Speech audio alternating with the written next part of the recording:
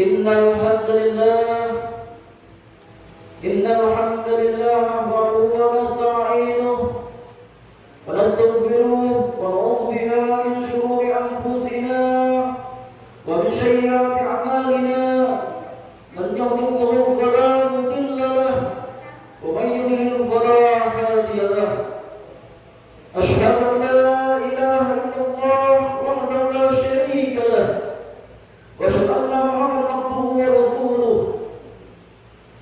اللهم صل على محمد وعلى آله وصحبه ومن تبع هداه يا أيها الذين آمنوا اتقوا الله حق تقاته ولا تموتن إلا وأنتم مسلمون يا أيها الناس اتقوا ربكم الذي خلقكم من نفس واحدة وخلق منها زوجها وبشر منهما رجالا كثيرا ونساء واتقوا الله الذي تساءلون به والأرحام إن الله كان عليكم رقيبا يا أيها الذين آمنوا اتقوا الله وقولوا قولا سديدا يصلح لكم أعمالكم ويغفر لكم ذنوبكم ومن يطع الله ورسوله فقد فاز فوزا عظيما. Ma'asyiral jamaah salat Jumat yang dimuliakan oleh Allah Subhanahu wa taala. Hari ini adalah hari Sayyidul Ayyam. Allah gerakkan kaki kita.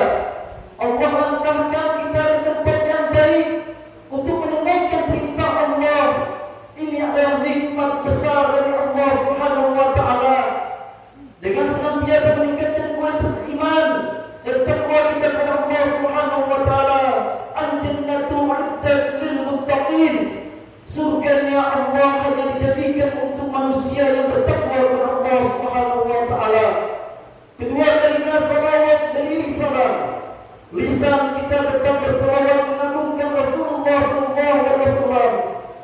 Orang yang bersalawat satu kali kepada Rasulullah, maka Allah balas 10 kali rahmat kasih sayang Allah. Allah akan menghapuskan 10 kesalahan.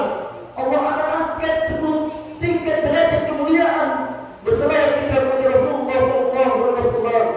Hadirin jemaah salat Jumat yang dimuliakan oleh Allah Subhanahu wa taala. Pada awalnya kita bukan apa-apa dan bukan siapa-siapa. Lam yakun say'an mashkura. Tidak pernah disebut, tidak pernah dikenal. Karena memang kita bukan apa-apa dan bukan siapa-siapa. Kita hanyalah sosok sebongkah tanah yang hitam. Baunya busuk, kotor, diinjak kaki, diinjak telapak kaki. Lalu kemudian Allah muliakan dia. Fala tahtu fihi ruhi. Allah tiupkan ruh ke dalam tanah itu. Lalu tanah yang hina itu menjadi mulia. Fa'ulahu sajidin. Semua malaikat-malaikat bersujud kepadanya. Tapi setelah malaikat bersujud kepadanya, yang menjadi angkuh dan sombong, anak keturunannya diciptakan dari saripati tanah, min ma'in mahin, air yang hina. Tapi kemudian bila lahir di atas dunia ini, mulai dia memiliki akal, mulai dia dititipkan harta oleh Allah Subhanahu wa taala. Padahal dulu ketika kita lahir, keluar dari rahim seorang ibu, akhrajakum min butuni ummahatikum, kamu keluar dari perut ibumu, la ta'lamuna syai'a, kamu tak tahu apa-apa. Jangan membawa apa-apa, karena kamu memang tidak tahu apa-apa. Saat lapar kamu menangis, saat mengantuk kamu menangis, saat kencing kamu menangis, saat buang air besar kamu pun menangis. Tapi kemudian kau lupa siapa jati dirimu.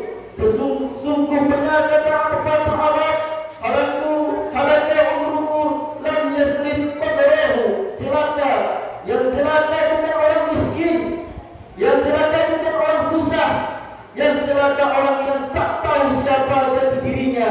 Padahal Nabi sudah mengingatkan untuk orang-orang yang sombong di hadapan Allah Subhanahu wa taala. La yadkhulul jannah, takkan masuk surga man kana fi qalbihi, orang yang di dalam hatinya misqala habatin min qabli, ada sebongkar sebesar istisawi, sebesar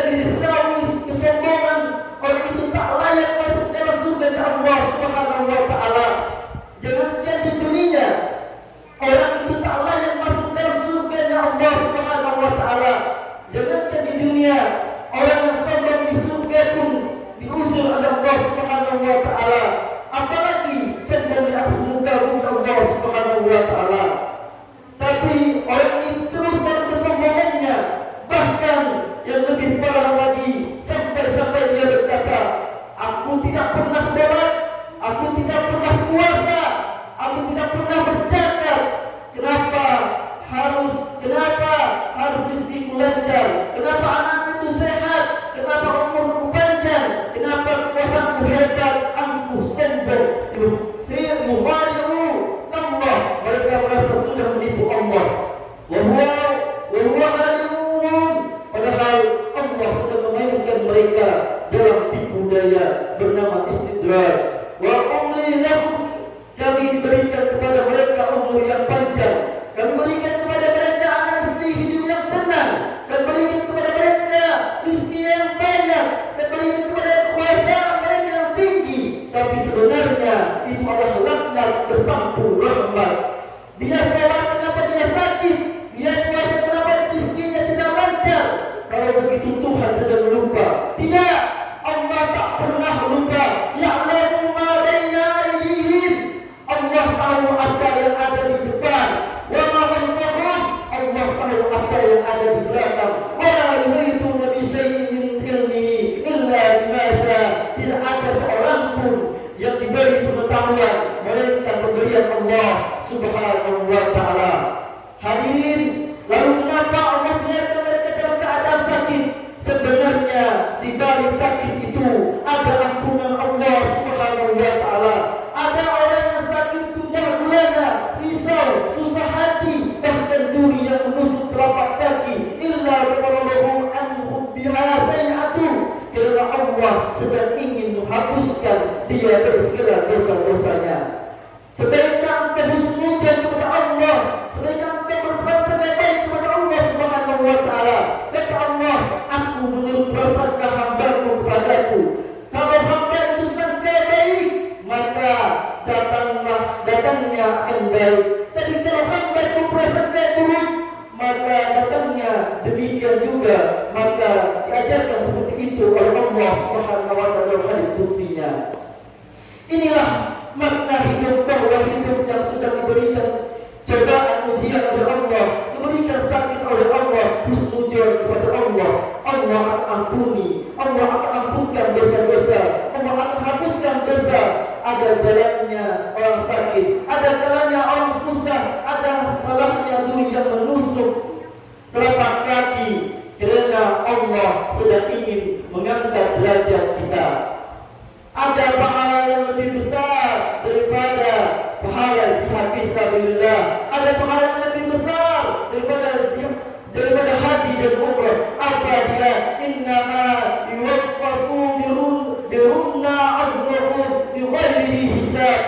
Yaitu orang-orang yang sabar, yang diberi balasan oleh Allah bighairi hisab, tak dapat dihisab, tak dapat dihitung, tak dapat dikira. Begitu besar pahala orang yang sabar di hadapan Allah Subhanahu wa taala. Tapi sungguh hamba Allah yang satu ini yang mengatakan Tuhan sedang lupa kata dia, sehingga dia terus dalam kesombongannya, sehingga dia terus dalam kejahilannya, sehingga dia terus dalam kebodohannya. Inna Allah la liyubli zalim. Allah sengaja mengulur kepada orang-orang yang zalim. Diulur oleh Allah punya kuasa hebat, diulur oleh Allah punya rezeki yang banyak, diulur oleh Allah punya sehat, diulur oleh Allah punya umur seperti layang-layang. Semakin diulur semakin tinggi, semakin diulur semakin tinggi. Akhirnya tersangkut di pokok kayu yang sangat tinggi dan tidak ada yang bisa menyelamatkan dia. Innal ala yuhibbul zalim. Allah sengaja mengulur kepada orang-orang yang zalim. Diulur oleh Allah yang punya kekuasaan yang hebat, bertambah banyak rezeki, tapi dia sebenarnya jauh dari Allah Subhanahu wa taala. Sampai masanya dia mendapatkan azab Allah dan tidak bisa menyelamatkan diri dari azab Allah Subhanahu wa taala. Hadirin, oleh sebab itu, kalau kita masih terjatuh, ingatlah kerikil-kerikil kecil itu mengabarkan kepada kita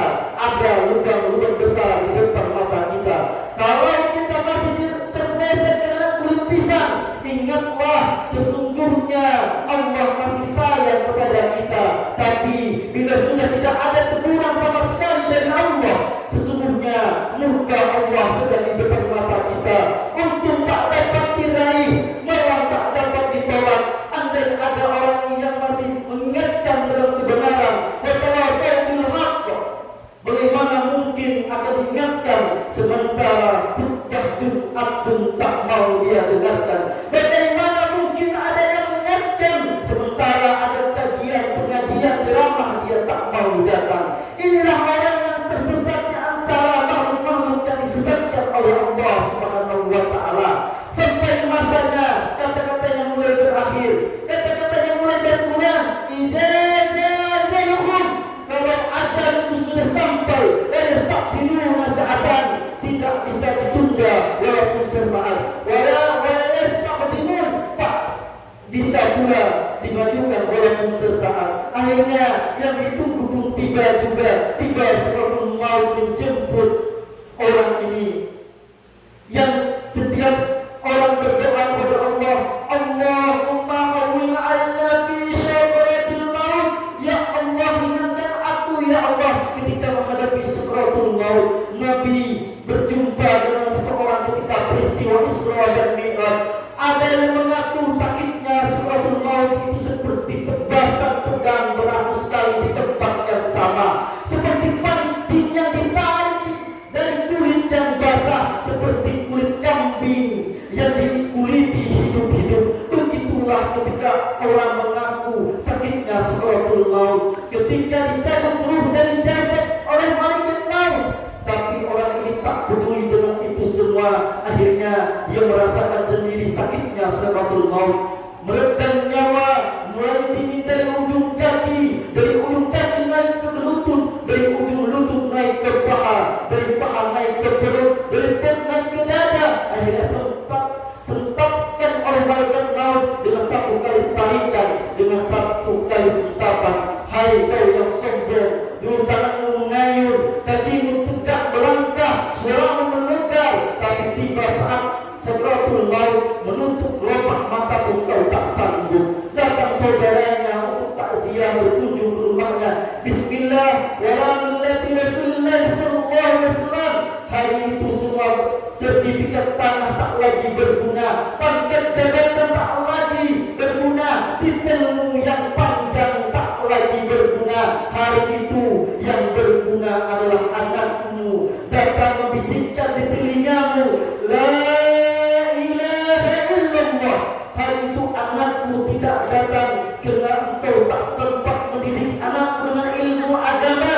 Didik anak dengan kemewahan dan kesenangan dunia. Kau sumbat dengan materi, diajarkan tentang kesenangan dunia yang semata, sehingga ketika Sidratul Maut tiba tak ada lagi